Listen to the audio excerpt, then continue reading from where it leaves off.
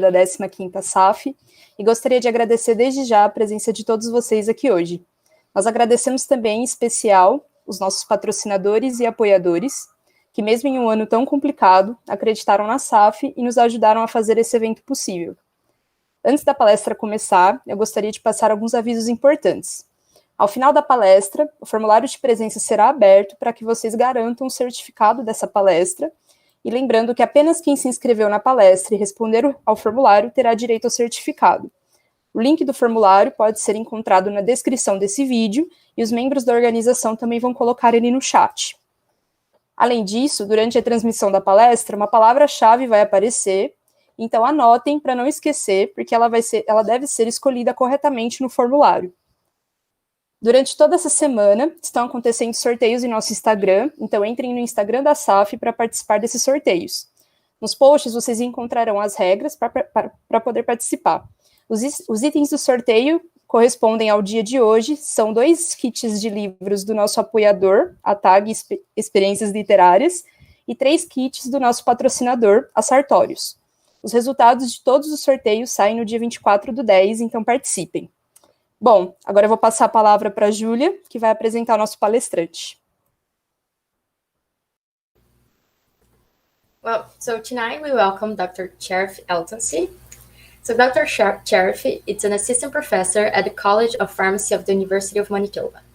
He's also a research scientist at the Children's Hospital Research Institute of Manitoba and a member of the Canadian Network for Observational Drug Effect. Dr. Atente-se is a pharmacoepidemiologist with an academic focus on drug safety and effectiveness and real-world evidence. Today, he will be presenting the lecture, The Saga of Anecdotal Evidence, Pseudoscience, and Popular Culture. Dr. Sheriff, thank you so much for accepting our invitation and being here today with us. We really appreciate it.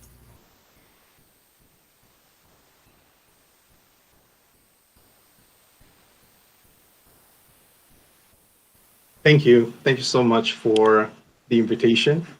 I'm really happy to be presenting here. Part of this presentation this is actually a modified version of a presentation that I actually presented in Brazil, which was one of my recent travels in pre-COVID, recently in February, but it was kind of before the first and second wave. I'm really happy to present this modified version, and I hope you enjoy it. So let's go to the presentation.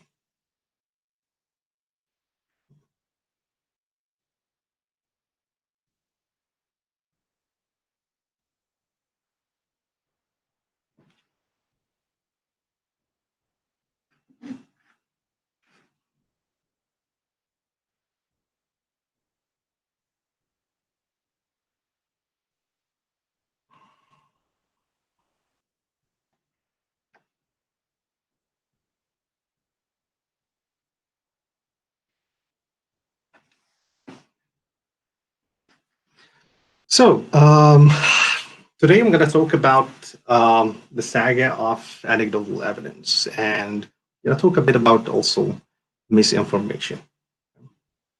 So this is my disclosure of interest. I don't have any financial conflicts to declare beside my being as part of the University of Manitoba as a salaried assistant prof. Okay. So what is anecdotal evidence? So there are a lot of definitions on anecdotal evidence, and I really like this one. It's evidence that comes from anecdotes. And what are anecdotes? So those are evidence collected in a casual or informal manner, and they rely heavily on or entirely on personal testimony.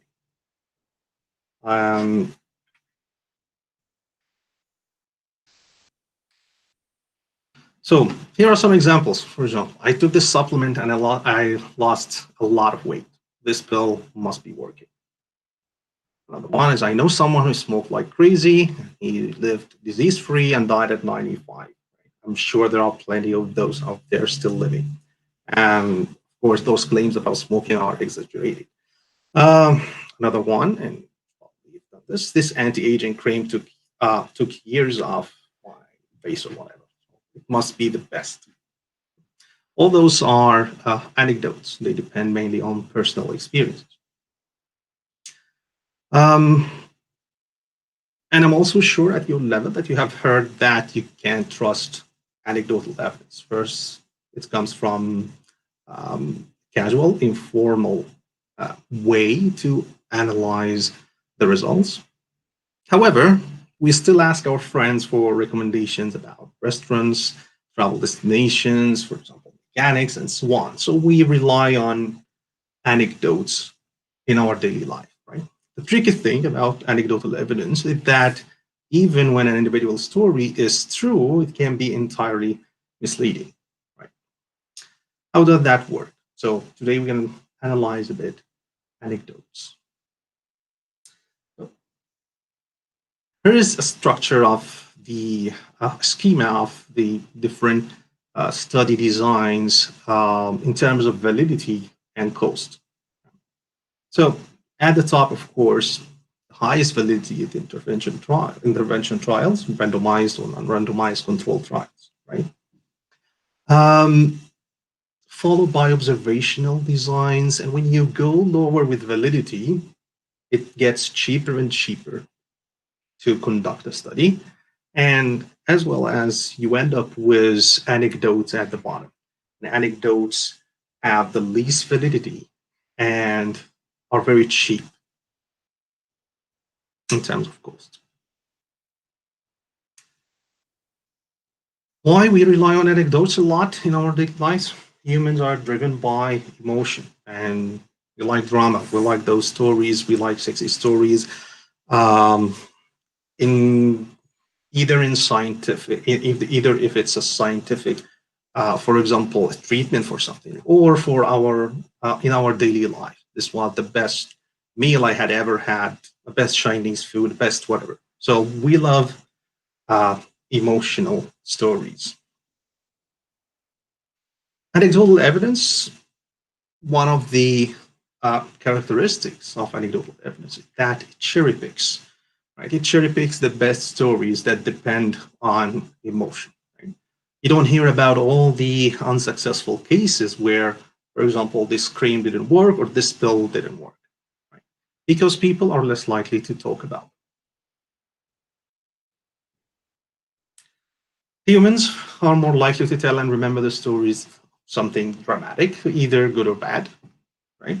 Extraordinary or personal stories. And we kind of also feel empathetic and have those sort of sympathy with those stories. Throw in some emotions, and you're more likely to believe it, right? So here's an example. So we have here a hypothetical weight loss supplement, okay, in a TV commercial, and you've seen this probably a lot.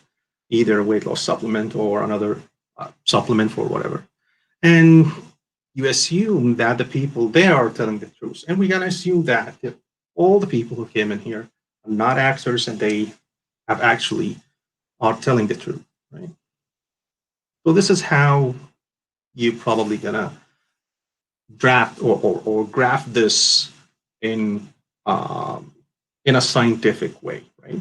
So you have the pounds lost from the use of this supplement, right? And you see all those data points. Those data points are actually the different patients taking this supplement. And it shows that there's actually a positive effect here. Patients are actually, or people are actually losing weight, right? However, so the supplement looks effective. They've lost a lot of weight, and you can hear with like in a TV, of course, in a TV program, you'll hear those emotional stories that it's a supplement actually worked. However, if you do a random sample, more rigorous scientific way, the full story starts to appear. So if you have a large enough sample and you have a parallel, for example, a parallel design, where you have some patients taking this supplement, others taking placebo. Now you can see the real effect of the supplement, right? So assuming that the red dots are those who took the placebo, now we can see that the effect is actually some of the patients have lost weight, others have not. And also the same thing happens with placebo. So probably that would be, it shows that it could be either a placebo effect, and also that the supplement is not better than a placebo. Right? And this is the real picture, right? The full story, and not only depending on the anecdotes. Part of the problem when we talk about anecdotes is there has been an increase in the number of publications. So we can see here there has been an exponential increase in number of scientific evidence coming out on different topics. This is just looking at the change in number of publications in one database, right? And for the common people, it's hard to synthesize and digest all those results coming out.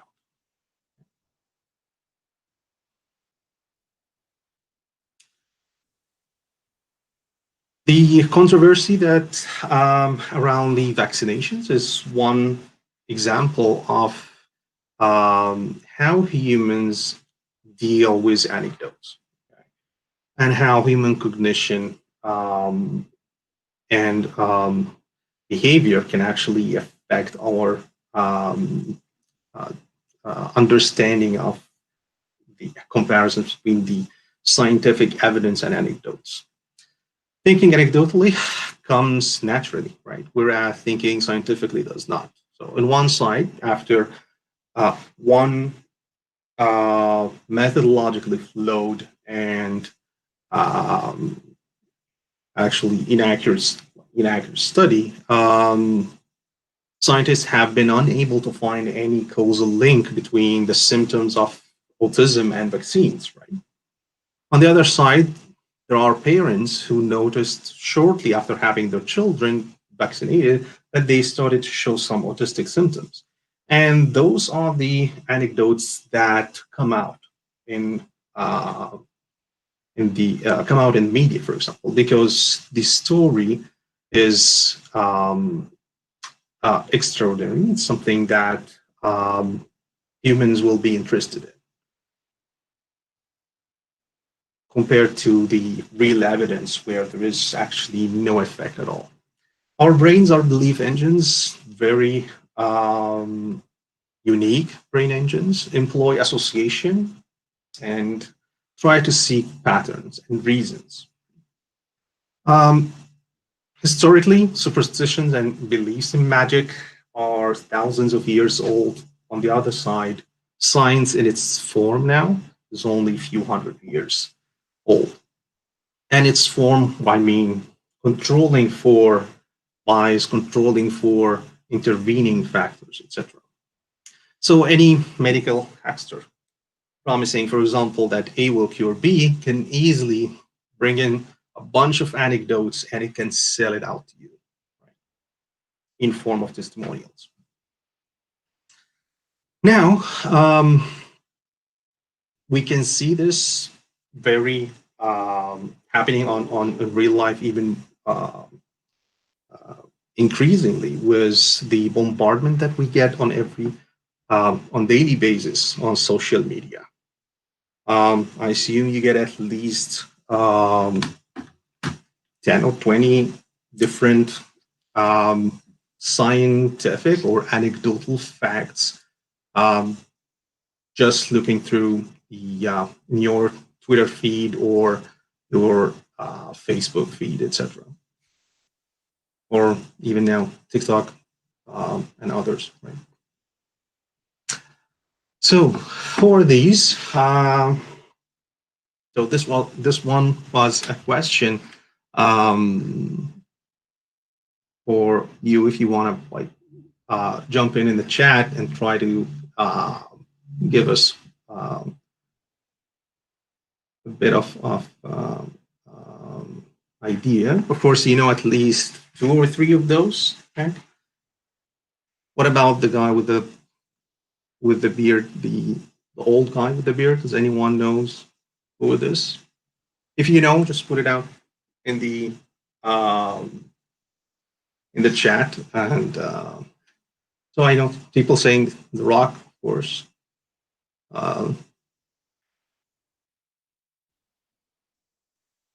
Deadpool, of course. Say Deadpool.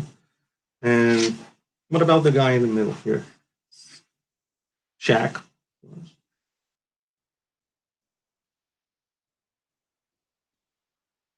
Yeah.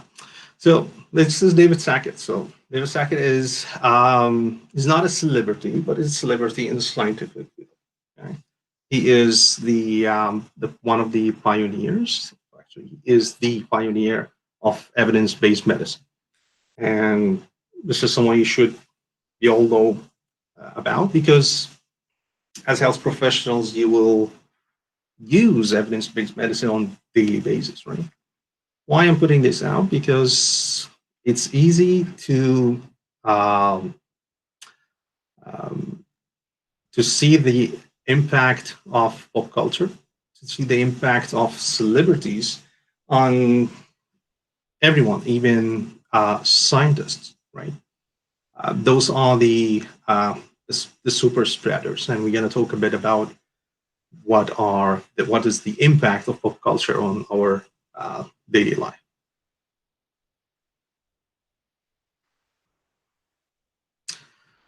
Celebrities and pop culture impact. So they love to talk about their health, and now since we're talking about the health-related subject that they talk about. For example, interviews that goes, what do you do, Mr. Famous Person, to look so damn fabulous? And they go on and on and on about their routine, but also their supplements, etc. They're playing an increasingly large role in how we think and talk about our health. The culture is just one part. It's a complicated and dynamic process every day, not only pop culture, but also politicians, influencers, etc. Related to how people see, select, and interpret and use the health information. We talked about vaccines. Jenny McCarthy was an horrible example of their impact on vaccines, and the presence of groups, the anti-vaxxers. So the percentage of parents who have concerns about vaccines have skyrocketed since 2000, in part because of famous people like Jenny McCarthy, Jessica Biel, and Alicia Silverstone, etc., have expressed skepticism about vaccines or lobbied against them. Another example here, we have Katy Perry, millions of followers. Here she's showing the kind of how many supplements and vitamins she's taking a day in there. And this was actually one of the, it was shared a lot. Those are dinner, breakfast, or whatever. So 26 vitamin supplements a day. That's what she's taking. And I assume not only all of them, but there's actually a health hazard here, right? None of them is essential at all. Gwyneth Paltrow, of course, one of the gurus of pop culture and pseudoscience. These are some of the stuff that she promoted at one point, suggested that women should steam their vaginas, that infrared saunas are a good way to treat the flu. We all should get regular colonics, and wearing a bra increases your risk of getting breast cancer.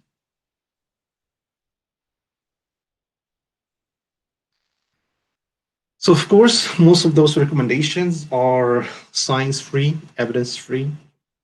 They have no evidence behind them at all. But again, they have the mic that they can speak in, and they have the followers who can follow them, right?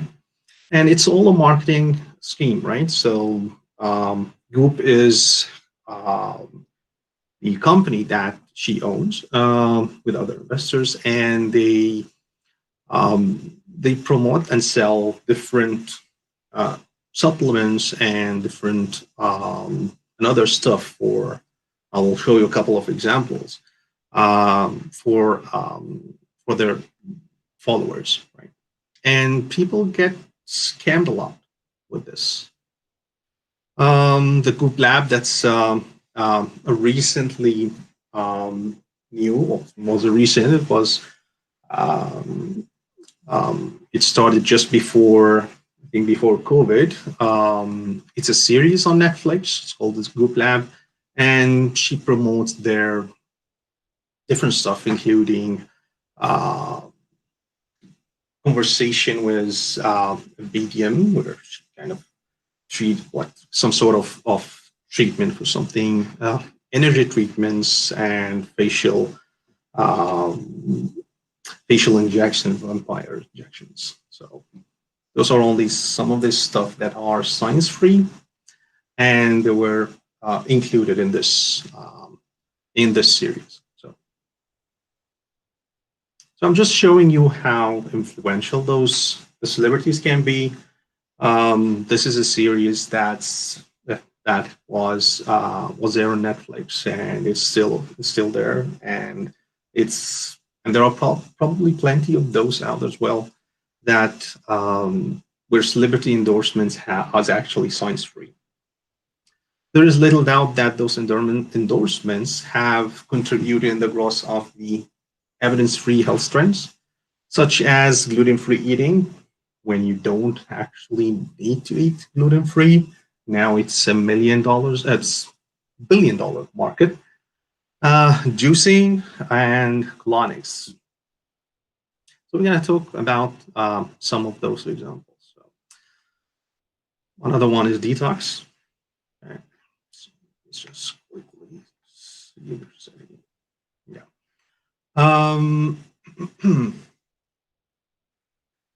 Detox, the idea behind the phenomena is that special foods and supplements or a particular way that you eat will help get rid your body of the unwanted and harmful toxins. But there's no evidence at all behind it. I assume that some of you have done a detox or no. Well, it's fine if you confess in the comments. I'm not gonna hold you guilty or anything. How exactly the proposed regimens is work on the toxins, that resides in our body, it's unknown. Despite how absurd it is, right? Its market and cultural profile have increased a lot. You know, people who want to go like strict like detox once a week or even more. So, and detox comes in different forms and ways, right? Because it's a huge market. Here we see Dr. Schultz, which has plenty of different drastic ideas, evidence-free ideas. There's a 30-day detox. There is the 10-day detox diet. There's also the 7-day detox, 5-day detox, 1-day detox, and of course the daily detox. And given that we're going into the holiday time in a couple of months, so this is the Dr. O's holidays 1-day detox. If you want to also take a look at how like during the holidays, if you want to do one that is evidence-free. Cleansing, right? So I found this out, and it's really interesting because there is no evidence whatsoever on scientific evidence on how the mechanism of detoxing happens. However, they had the courage to say it's evidence-based cleansing. So I don't know what is evidence-based cleansing anyway. And those are not cheap, right? So, and so, for example, this 30-day detox is during the holiday price is $125. Sometimes it goes even more. And if you go to a clinic, detox clinic, we're talking about thousands of dollars. Right? And the problem also is on the claims that they have for promoting this. So the 30-day detox for here, for example, claims it helps with weight gain, joint pain, gut issues, depression, chronic illness. What is chronic illness? Like what kind of illness? Insomnia, indigestion, menopause, brain fog, and allergies. So I can assure you that it has no effect at all on any of those. So yeah, it's kind of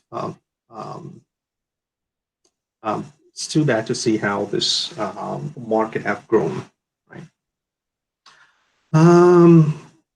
Yeah, Schultz here have really like bold claims. There are like this one is a book that is selling. There are no incurable diseases. That's a bold thing to say. Right? We're using a 30-day intensive cleansing and detox program. Just going through, talked about Goop, talked about Gwyneth Paltrow, and the program that she promotes. Here's one of them. Some of the just on the website of Goop, looking at detox, you find a lot of products that they are selling. Detox truffles, detox whatever, bun salad, and detox water as well. Really interesting. And there are plenty of those, so like a list of 200, 300 stuff. So, and of course, you have to sell supplements. Like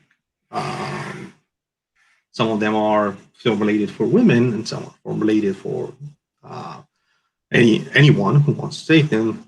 Super powder, 5-stick pack is like a stick is $12. Your 60 stick, and another one is $90 with subscription, right? None of those are actually, there is no evidence that they have, that they can work on anything, right? Not only like detoxification, because detoxification, there is no mechanism where your bodies actually suffer from some toxins, right? Speaking of detox,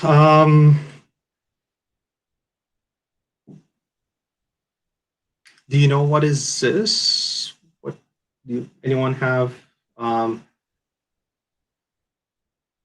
Can guess? What do you think this is?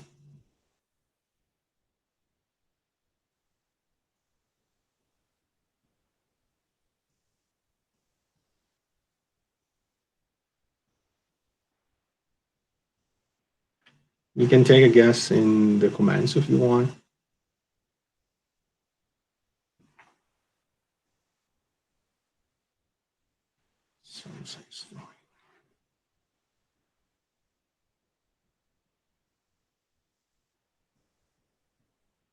Some say it's perfume. Yeah, it would be. Yeah, it's a big bottle for a perfume. The old ones used to be like Brad's clothes. This is a big edema. It's not edema. It's enema, right? Is it edema in Portuguese? I don't know. It's enema. Yeah. Yeah, it's an enema. It's actually a coffee enema. Okay, this is from the from Goop website, and they sell this for $135. Okay, what do you do with this? Just, you take a coffee enema. It's just simple, like coffee, dark roast, and you put it in an enema and you cleanse. It can cause, however, serious side effects, including infection, sepsis, electrolyte imbalance, colitis, brain abscess, and heart failure. If the coffee is inserted also too quickly or too hot, it can actually cause internal burning and rectal perforation. And this is, I'm talking about something that has been used in, like, it was proposed something in I think it was in 70s or something like that, and it goes, and there are people who have actually used it at some point. So the evidence here, we're not talking about something new, but it's only like the trend for it. It became new, and you can see celebrities, like, even there's a new show, I think in Netflix, that's kind of joking about it, but this can actually lead to people thinking about trying it, right? And yeah, there have been reports that people have died on while using this intervention, right? Which is because it's very it's uses, but also it's dangerous one. Colics or colonics. Colonics. So what are colonics? Colonics are intestinal lavage. Okay. So simply, it's like an enema on steroids. Okay. They have different names: colonic hydrotherapy, colonic irrigation, or colon cleansing. There are a lot of clinics out there who can do that, and they don't have any. You don't have to be a doctor or a nurse or anything to do it. You have to be kind of at least know a little about health impacts, I guess, or being trained on using the machines. You can actually, let's try to check colonic or colon cleansing clinics on Google and see if there is one close to you or no, or in Brazil. No, but it's at some point it was really trendy. Now it's still trendy. I have known a couple of friends who have actually done it. If you only knew before they have done it, I would have told them otherwise. So a tube is inserted into the rectum, and a large amount of water is it could be up to 60 liters is pumped in. Sometimes herbs, fibers, coffee, and other good stuff are added to that mix. Yeah. And this is actually the machine where you get to see what is coming out of your colon. Okay. Again, you expect to have some stuff coming out of your colon. You can do that in the bathroom anyway, but yeah. This is one of the marketing ads for one of the colonic clinics. They say the claims again are totally absurd. Help weight loss. Of course, they will use something in the process. Speed up metabolism of what? Decreases gas and bloating. Yeah, of course. You don't have anything else after. Acne problems. I don't know how it's going to go and treat your acne or problems. Constipation, of course. Immune system, of course. That's the easiest thing to say. And reduced symptoms was associated with irritable bowel syndrome. course, it's not going to do anything of that. In fact, it's very dangerous, right? It causes bowel perforation, excessive fluid absorption. Of course, the electrolyte imbalance can happen with that. Heart failure, and there have been reports, and clinics have been recently closed because of serious infections between individuals that go through this process. Detoxing, cleansing, etc. There is nothing. There's no thing called detoxing. It's not. There's no evidence behind it. The body detoxes itself naturally through kidneys and liver. Okay? We have those beautiful organs and naturally develop symptoms, unless you have a problem, an issue with like a kidney or a liver disease. They can work just fine. There's no need for an external help, and they work 24/7. So, and they're free. The only detox I would recommend is this one, where you can take a rest away from the impact of pop culture, etc.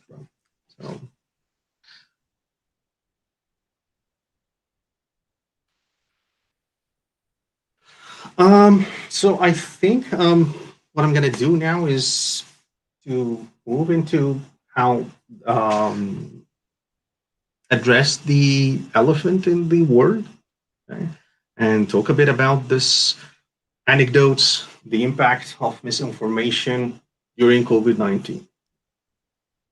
I'm sure that during starting from the first wave, there had been an impact, a huge impact on the all populations across the globe. Okay? And there has been a lot of positives that came out of the use of social media platforms, different ones. Okay? They helped us with news. It helped us with knowing what's out there, getting credible information at some point, and reaching out with others, right? Which has a huge impact caused by the social distancing, the lockdowns, and the time where you can get self-isolated or isolated and really needs this sort of emotional support. And we do have to give credit to those compared, for example, to the time where the last pandemic happened, okay, where the Spanish flu was there, where they didn't have any social media out there, and the way of interaction could have been really difficult or impossible. I can't imagine how people were isolating at that point. It's definitely a challenge. So probably you've seen this somewhere. You should have seen it at some point.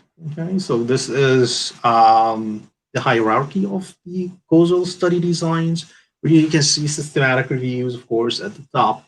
Systematic reviews of randomized controlled trials, okay, followed by the different observational study designs, and ending up with the editorials, expert opinions, etc.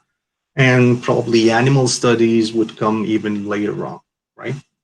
So anecdotes definitely at the end, the really end. Okay. So at the top is the numbers becoming lower, right? And because they are hard to do and expensive, but they're also the highest validity. During COVID, I believe this, I got this from was shared on social media. I don't know, some of you have seen it as well. It's kind of really showing the process of what happened, how this pyramid and the hierarchy have totally changed throughout COVID time, right? Social media have taken a huge role. Anecdotes, ecologic studies, and observational ones came up to the top. Randomized control trials, good ones, because they have taken a bit of time to come out. They came at the bottom, right?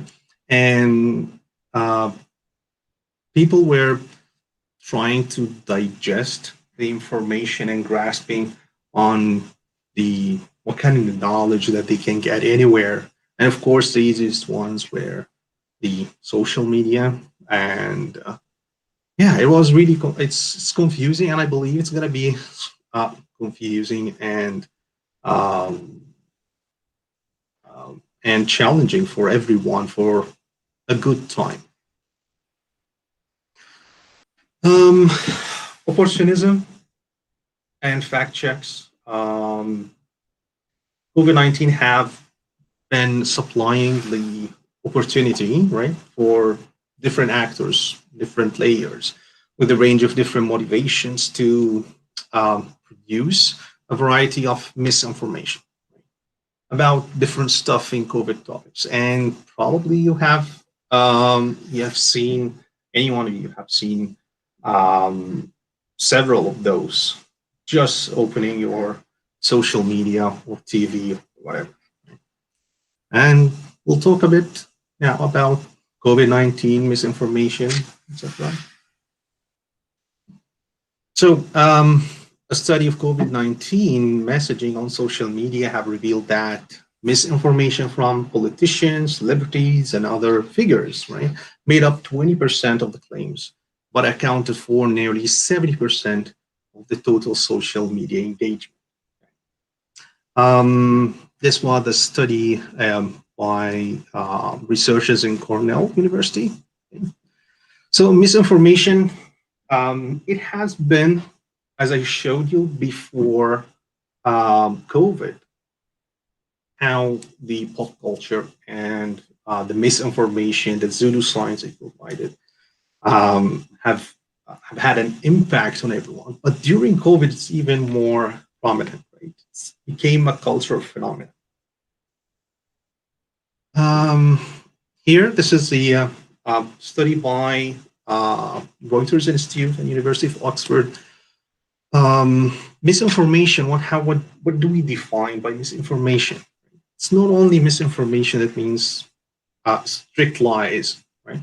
No, misinformation can come in different forms. It could be reconfiguration, right? Where existing and often true information is twisted or recontextualized or reworked. Okay. And it's actually, they found that this present most of the misinformation out there, right? So about 60% are actually reconfigured compared to 38% that have been fabricated, right? And reconfigured, twisted stuff can be like wear a mask, wash your hands, but also hydroxychloroquine is working, is a good treatment, right? So this is kind of twisted message. You have two, 3 or more messages, right, coming together that are, some of them have been, is completely false.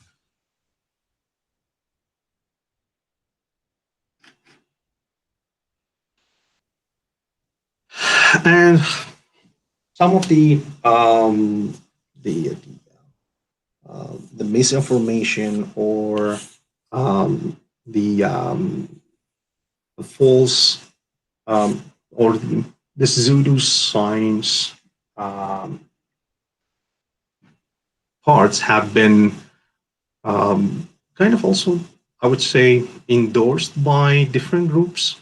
Those different groups have had voices that promote their presence and have promoted their messages, including drastic stuff as like not believing at all in COVID, right? This is a hoax. Vaccines are not mandatory, or vaccines have no use. Anti-vaxxers, there's no reason to wear a mask. Herd immunity would help us and save us all, right? All those stuff, all those stuff has are kind of messages that you can easily, for you guys, I believe, you would easily detect that they are false, right? Of course, one of the interesting stories, the fiasco of hydroxychloroquine. Right?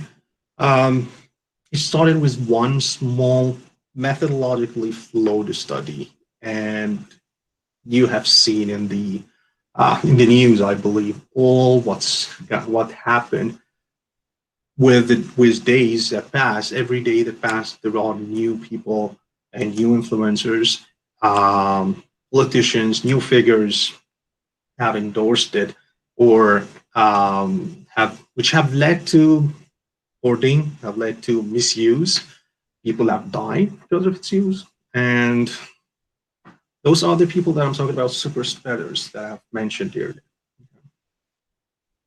And of course, who else?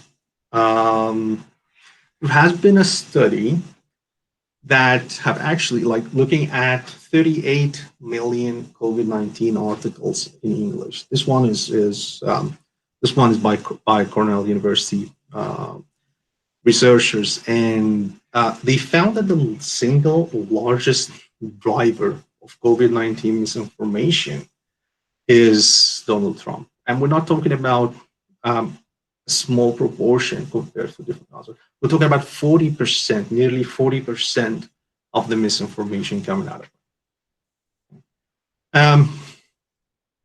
And the way that it all, like the way if you look at the progressions of his messaging, it's absolutely ridiculous. Starting from it's a hoax. It's not going to reach the U.S. up to taking Regeneron and hydroxychloroquine in between, and bleaching and all that stuff. Familiar face.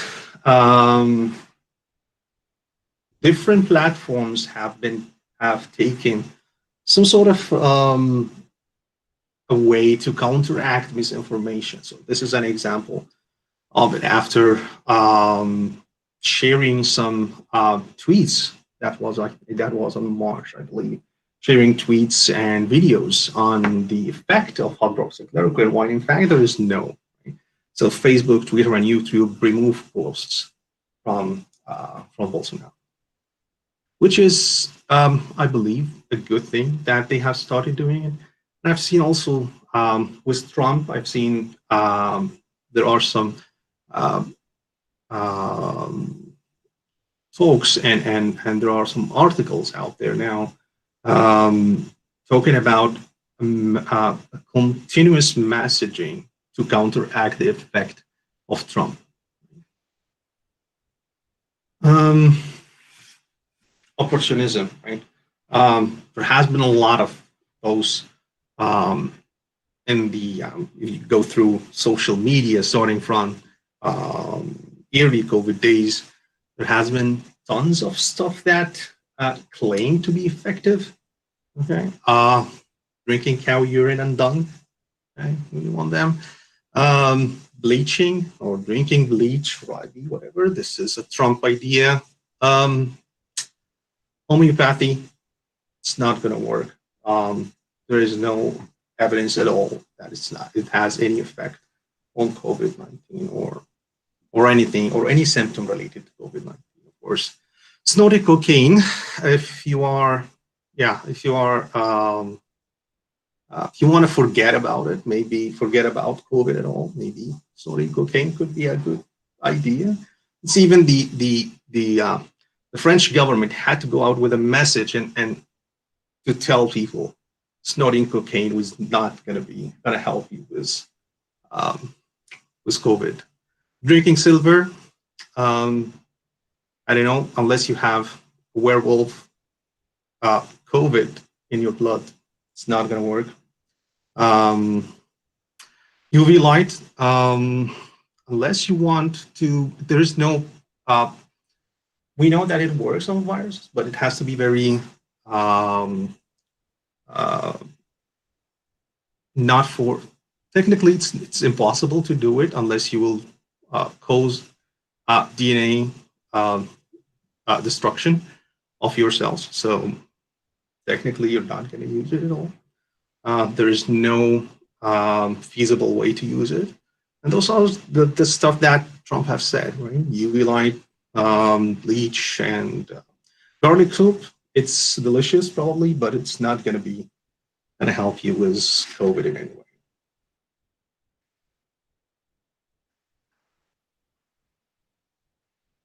However, there are, like we're talking about opportunistic people, right? So there are some people who would kind of market some stuff that is kind of in the middle, right?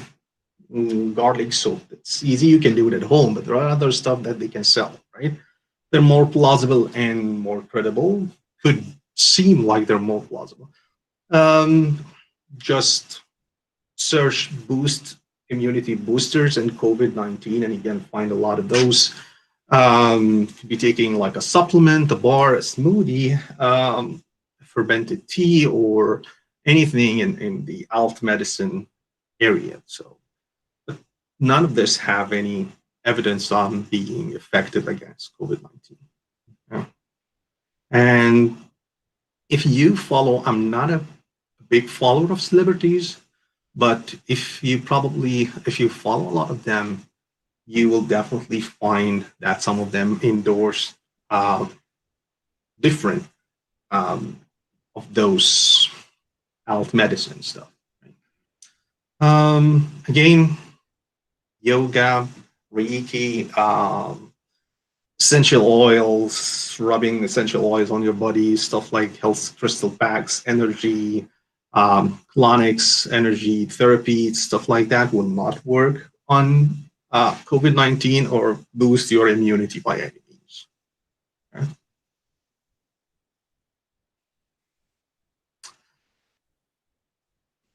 There is currently a trend. Looking at the positive side of things, there is a trend on to provide fact checks, right? And those are some of the fact sheets. I apologize. For some of the fact sheets that that were published by they regularly publish those by the WHO. There are also different ones and different ones in the literature, and there are different sites that do credible ones that do fact checks, especially about Trump's endorsements and Trump's messages. There are also there's also a lot of researchers now who are interested in this area, have moved their research into the area of social pop culture, social media, impact of false messaging, and the health impact, the health effects that happen in the different population, which is a positive thing. We talked about super spreaders. They have a role, right? But much of the spread is by individuals on social media. It's like me, you, and others as well. I'm talking about different, doesn't have to be someone who have a scientific background or no, right? So it could be on different levels of education, right? My advice is pause and think before sharing anything. Check first, share after. Those are some of the fact checks tools that I would share with you. First, check sources, of course, for everything before you share it. Okay. You probably know correlation does not mean causation. Look at absolute risks and relative risks, not the same, right? Size matters in terms of sample size. Small studies and a study on 10 patients, a randomized trial was 5 and 5, parallel groups is nothing, even 50, whatever. So we're talking about looking at the sample size. Animal studies are not similar to humans, and stuff there would not work by default in humans. Anecdotes compared to evidence-based medicine, be evidence-based medicine ambassadors, not anecdote ambassadors. After reading your whatever you're reading, if it's an article, is it peer-reviewed or not? Right? If not, take your time critically analyzing what's there. Okay? Bias and confounding effects, of course, this is what I'm talking about, critically analyzing the results. Finally, consider the full body of evidence. There have been studies on, like recently, there have been different studies on remdesivir, but now we have the big study from WHO saying that it doesn't have an effect. It didn't show an effect, but this one have a lower validity possibly. So this could be the reason. So this is why you have to be smart enough to look at the full body of evidence and not only cherry pick one study and say, hey, this is the one that I will follow. Okay. I'm sorry if I'm taking too long for time, so I'm finishing up. So in a world of celebrities and influential politicians, skepticism is needed. Skepticism is important, so keep that in mind. Evidence-based medicine is our protection, your protection. You're in the field, you're going to be evidence-based medicine ambassadors. You should not also, my advice is that you should not shy away from calling out the pseudoscience or calling out also misinformation. Not only not sharing them, but sharing a negative, not a negative comment, but sharing the reason why you believe it's wrong, and maybe citing a correct and a correct reference. That would be your role, I believe, your responsibility as a healthcare professional. This is self-reflection for you. Think about. Okay. Has anecdotal evidence ever influenced you, and how? And have you shared misinformation? I'm talking about recently. Also, would be interesting to see. Have you shared misinformation that you now regret? And what are those?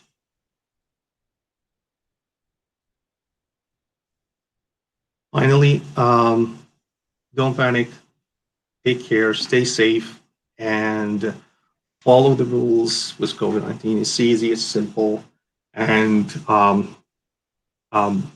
everyone's hopefully gonna be, we're gonna weather out this pandemic, the second wave, until we get a vaccine, and we're gonna stay safe. Thank you so much, and if you have any question now, I'll be happy to answer. Thank you, Chair. It was a great talk. We do have some questions about those products that you're talking about, the vitamins and supplements. Isn't there any regulations for them? If there, sorry? Is there any regulations? For supplements, it differ from one country to another. Okay. Here they fall, most of them, or technically all of them, would fall under the natural products. So the regulations for it is quite loose. It's not like a prescription drug. Okay. And what's really also interesting is that healthcare professionals, they don't discuss and don't have the full information. Probably sometimes it's only dietitians who have a lot of those information about supplement. Healthcare professionals, and for example, if you go to the doctor, unless you have them with you and share it with this information with the doctor, he probably would give you an advice either to take or no. But otherwise, like doctors and healthcare professionals, they don't share or being proactive on sharing information about them, right? So it comes down to the patient self-medication, right? So they self-medicate based on personal experience, and this personal experience leads to additional experience because we're talking about anecdotal evidence. If something works with someone, others will use it. A celebrity is marketing it, others also will use it, and we're talking about a huge market, right? Technically, most of those you can easily have the same effect with food and drink, right? So you're just with diet, it's enough. You'll get enough what your body really need, but not everyone knows that. Yeah, that's for sure. Okay, I have another question. So you have talked about how the pop culture influences the pseudoscience. Do you think that if the celebrities would talk more about science, do you think that would make a difference? Yeah, definitely, especially if we have vocal ones. There has been, like, we know that there are among the celebrities, there are those who are, for example, anti-vaxxers, right? On the other side, there has been a move, I believe, in Hollywood. Some have grouped together to give messages that kind of make the audience and make people more insured about vaccines, etc. The problem with that, on the other side, is that the political affiliations, especially we're talking about the states, as this is the largest influential area, right, place in the world. So there is this sort of polarization that happens. Which group are you in, right? And this, the message in between kind of become distorted, right? Which is, yeah, this is one of these side effects that happen. But yeah, definitely influential voices can do something about it. And hopefully we can see more of those. Yeah, that's for sure. So another question, do you think that the states in general must be more scientificized to offer more protection for those, more protection from these useless products? Right, to ensure some protection from the useless products and sometimes dangerous that exploits the undereducation. It's an open market, I believe, right? So when you think about it, the capitalism builds upon the values of open market, and unless there is a prominent harm, right, and a reason a medication has to go, for example, through FDA, etc., those are actually kind of not regulated at all. Being like to scientify the individuals, I think it's we're talking about community or social umbrella of knowledge, right? It takes time to reach. And on the other side, the way that it's easier, but like in the first, if you remember the first slides, we talked about science and how boring it is. And on the other side, the anecdotes and how sexy they are. So for people, regular people, it's easier to believe in anecdotes. It's more kind of interesting for them, right? Definitely level of education can have an impact, but I've seen also others who have high education and very high education, but also gone through a bunch of stuff that are evidence-free. So it's interesting to see how this will end up. COVID is definitely a big social experiment to see how this is going to work out. So yeah, we'll keep an eye on what's going to happen with. That's going to be interesting for sure. So I think it's the last question. Do you think that countries and governments should work to ensure this knowledge for future generations? I believe, because it differs from country to country, and how they would endorse their this sort of scientific knowledge, right? We can see the individual impact of some of the like the impact of some of the individuals is different from the governmental or the politics or the strategy of the whole government, right? So we can see easily in the same, for example, if you take the States, you can see easily the conflict, even in the same press conference between Fauci and Trump on the same side. So it's and the problem is the victims become the people, because the conflict in messaging becomes very dangerous. The governments, as like departments of health, etc., they have done, I think, most of them have done the right choices, except for very few countries that have taken a bad approach with COVID. And we can name some of them, and some. It's not talking about developing countries, right? So even among the developed countries, Sweden is an example, right? England at the beginning was an example also. So it varies from one country to another. I agree with you that governments can have a strong impact, but they usually don't have people with charisma, right? So they don't have the same impact at the end, the same impact as a celebrity or Trump, which is one exceptional person in the government, right? Not every government has a Trump.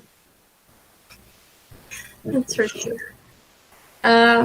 Okay, thank you so much again, Charf. That was great. It was a pleasure to have you here.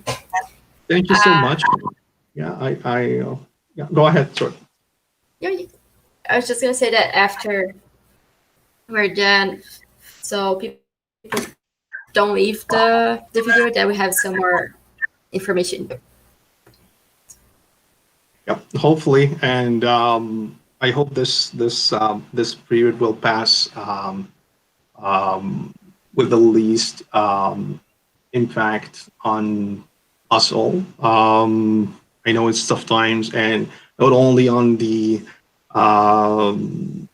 impact of the pandemic and the impact of the virus itself, but also the social distancing and the isolation that happened, the psychological impact of people on people has been strong. And I thank you so much again for the invitation. I appreciate it so much. I hope it was interesting. I hope it was informative. And please share. Yeah, Julia, please share my email address with everyone. If you have any questions, or if you want outreach, go ahead, please. And yeah, thank you all. Stay safe and take care. Thank you. Take care. Bye-bye. Bye-bye.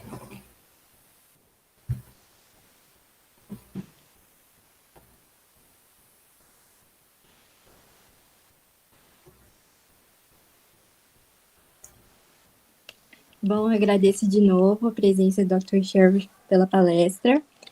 A gente vai passar algumas informações finais agora.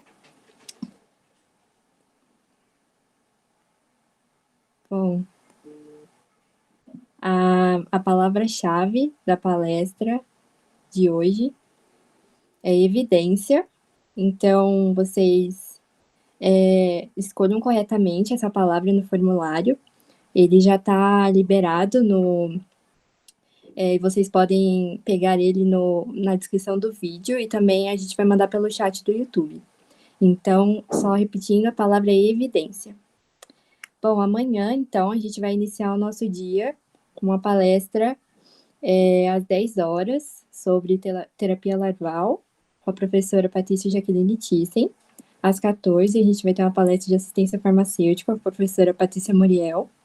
Às 16, a gente vai ter uma palestra sobre farmacologia aplicada à nutrição, com o Fabrício Assini.